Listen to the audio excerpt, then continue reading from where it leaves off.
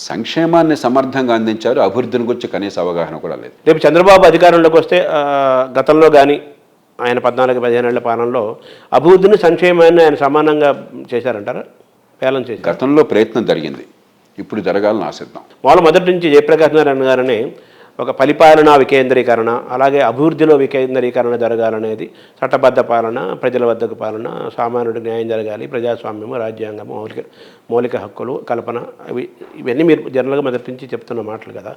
ఇప్పుడు ఆంధ్రప్రదేశ్ విషయంలో పరిపాలనా వికేంద్రీకరణ కోసం, అభివృద్ధి వికేంద్రీకరణ కోసం 3 రాజధానులు తీసుకొస్తే అప్పుడు మౌనంగా ఉండి 3 రాజధానులు కానీ, రాజధానిని మార్చడం కానీ వికేంద్రీకరణ పడేది తొగ్గులక పరిపాలన. తొగ్గులక పరిపాలన కొన్ని మౌలికమైన విషయాల్లో రోజుకో నిర్ణయం జరగదు.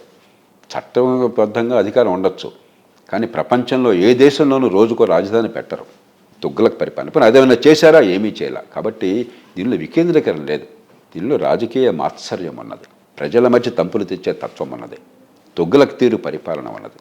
కొన్ని మంచి చేస్తే సంతోషిద్దాం. ఉదాహరణ గ్రామ సెక్రటేరియట్ల ప్రయోగం మంచిది నేను భావిస్తున్నాను. ఆ మాట నాకు గుర్తున్నంత వరకు టీడీపీ కూడా చంద్రబాబు నాయుడు గారు పూర్వంలో చెప్పారు, కానీ పెద్దగా ముందుకు తీసుకెళ్ళలేకపోయినారు. దాన్ని కొనసాగించాలి, మరింత సమర్థంగా చేయాలి. వాలంటీర్ల పద్ధతి తప్పు, ప్రజల్ని మరింత బలహీనులుగా చేస్తున్నారు. అది దాని బదులు ప్రత్యామ్నాయాలు ఆలోచించాలి. కాబట్టి ప్రభుత్వం అనేది శాశ్వతం. మోదీ గారు ప్రభుత్వంలో చేసినామని మేము తీసిపారేస్తామని వచ్చేవాడు అంటే ఆయన మూర్ఖుడు. అలాగే ముందు మన్మోహన్ సింగ్ గారు ప్రభుత్వాలు చేస్తామని మోదీ గారు అంటే ఆయన మూర్ఖుడు. ఆనాడు ఆధార్ మన్మోహన్ సింగ్ ప్రభుత్వం ప్రవేశపెట్టింది, దాన్ని అద్భుతంగా ఉపయోగించుకున్నారు మోడీ గారు. మన కోసం ఆయన సొంతం కోసం ఉపయోగించుకున్నాడా? అది సరైన పద్ధతి. ఆయన చేశాడు కాబట్టి నేను తీసేస్తానంటే అది పద్ధతి అదన్నా. అలాగే ఈయన చేసిన దానిలో మంచిని ఉపయోగించుకోవాలి, రేపు పొద్దున మంచి కాదనుకుని తీసేయాలి. అలా లేకుండా ఒక పాతకాలపు బజారు రాజకీయం, ఫ్యూడల్ రాజకీయం, శత్రు రాజ్యాల మధ్య పోరులాగా ఉన్న రాజకీయం అన్నదే ప్రజాస్వామ్యానికి చాలా హానికరం. అది అంటే ఆంధ్రప్రదేశ్లో జగన్ ప్రభుత్వం అనేది మీరు ఆల్రెడీ మీరు పెద్ద మాట అనేసారు కదా, పిచ్చితుకులకు పాలన అనేసారు కదా. అసలు అందులో అన్నీ వస్తాయి. ఇది వికేంద్రీకరణ అంటున్నారు, కానీ వికేంద్రీకరణ జరగట్లేదు అని చెప్తున్నారు. ఉన్న మేరకు నేను ఆహ్వానిద్దాం, నన్ను కొనసాగిద్దాం అంటున్నాను. అంతేగాని గ్రామ సచివాలయాల వరకు మీరు దాన్ని స్వాగతిస్తున్నారు, బహిరంగానే చెప్పాను. అలాగే కేసీఆర్ పాలన పట్ల కూడా మీరు ఒక సాఫ్ట్ కార్నర్ గారు ఉన్నారు. రేవంత్ రెడ్డి వచ్చిన తర్వాత మళ్ళీ విమర్శిస్తున్నారని కూడా వినపడుతుంది. కారణం ఏం లేదు, ఇదే కేసీఆర్ పాలనలో తప్పులు నేను విమర్శించినంత ఎవరు విమర్శించాల. ఎన్నోసార్లు ఈయన ఆంధ్రప్రదేశ్ వాడు ఇక్కడ ఈయన సంబంధం ఏంటన్నాడు, ఆయన బహిరంగ అన్నాడు.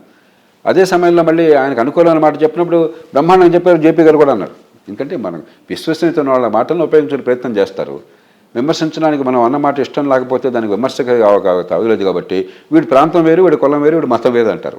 దీనిలో పెద్ద కొత్త విషయం ఏం లేదు, సందర్భాన్ని బట్టి మారుతుంది. కానీ నా మనసులో రాగద్వేషాలు లేవు. ఎందుకని ఆనాడు నేను కేసీఆర్ ప్రభుత్వం ఇప్పటికీ చెప్తున్నాను, పొరపాట్లు జరిగినాయి, దుబారా ఖర్చు పెట్టారు, రాజకీయంగా కొన్ని పొరపాట్లు జరిగినాయి కాబట్టి ప్రజలు తిరస్కరించారు. కానీ ఖచ్చితంగా సంక్షేమాన్ని అందిస్తూనే అభివృద్ధికి బాటలు వేశారు. చంద్రబాబు నాయుడు గారు ఏదైతే హైదరాబాద్ నగరంలో అభివృద్ధిని తీసుకొచ్చారో, రాజశేఖర రెడ్డి గారు దేన్నైతే మరింత పెంచారో, ఆ తర్వాత కాంగ్రెస్ ప్రభుత్వాలు దేన్నైతే మరింత పెంచినాయో, దాన్ని మరింతగా కేసీఆర్ పరిపాలనలో బీఆర్ఎస్ ప్రభుత్వం, టీఆర్ఎస్ ప్రభుత్వం పెంచిన మాట వాస్తవం. అంటే ఇప్పుడు ఈ ప్రభుత్వం కదా చెప్తాను, దాన్ని మాత్రం తుంచపోకండి. ఇప్పుడు రేవంత్ రెడ్డి పాలనలో మరి ఎక్కువ తప్పులు ఎత్తి చూపిస్తున్నారని విమర్శలు మీరు ఎలా చూడాలి? ఈ తప్పులు ఏం చూపెట్టాను? నేను ఒకటే చూపెడుతున్నాను, మౌలికంగా మీరు ఆర్థిక వ్యవస్థను గురించి పట్టించుకోకుండా కాంగ్రెస్ పార్టీ 1,20,000 కోట్ల రూపాయలు అదనపు హామీలకి కట్టుబడి ఉన్నది, అభివృద్ధి మీద దృష్టి పెట్టకుండా. అది ఖచ్చితంగా రాష్ట్రాన్ని నడుచుకోవడం. ఈ గంట సేపు మాట్లాడిందంత అదే కదా, అదే ఇక్కడ అంటున్నాను. ఇప్పుడు కూడా మళ్ళీ చర్చ ఏం పెడుతున్నారు, బస్తీ మీద సవాల్ మేము పెడతాం 15 ఆగస్టు కన్నా అంటున్నారు, వీళ్ళు చేస్తామంటున్నారు. అవతల వాళ్ళు ఏం చేస్తున్నారు, కవ్వించడం కోసం అని చెప్పిన రాష్ట్రం ఏమైనా పర్లేదు, అది రాజకీయంగా లబ్ధి పొందుతామని నువ్వు చేయలేవు దమ్ముంటే అంటున్నారు. అరే చేయకూడదయ్యా, దీన్ని పక్కన పెట్టి మిగతా చేయండి, రాష్ట్రాన్ని నాశనం చేయకుండా మీరు చెప్పాలా?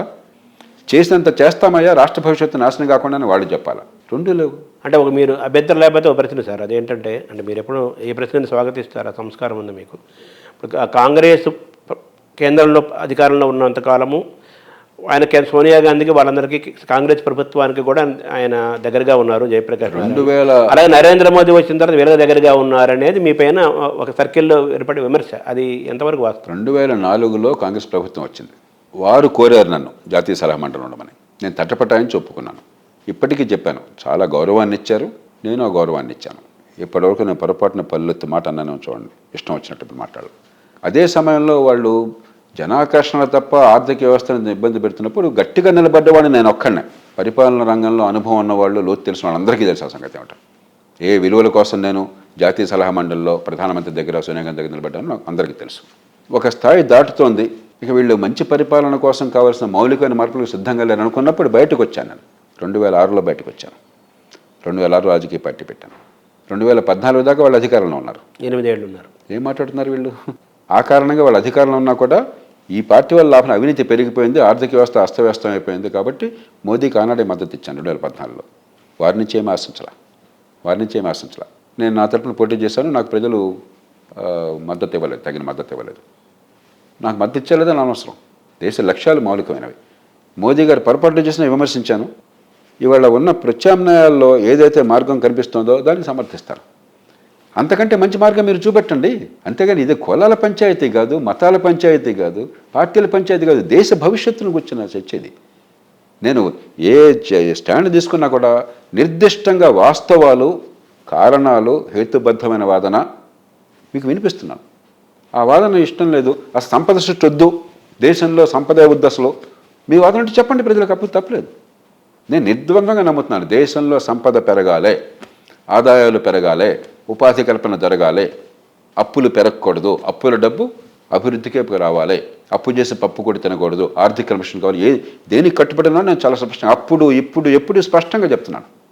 దాన్ని బట్టి నిర్ణయాలు ఉంటాయి.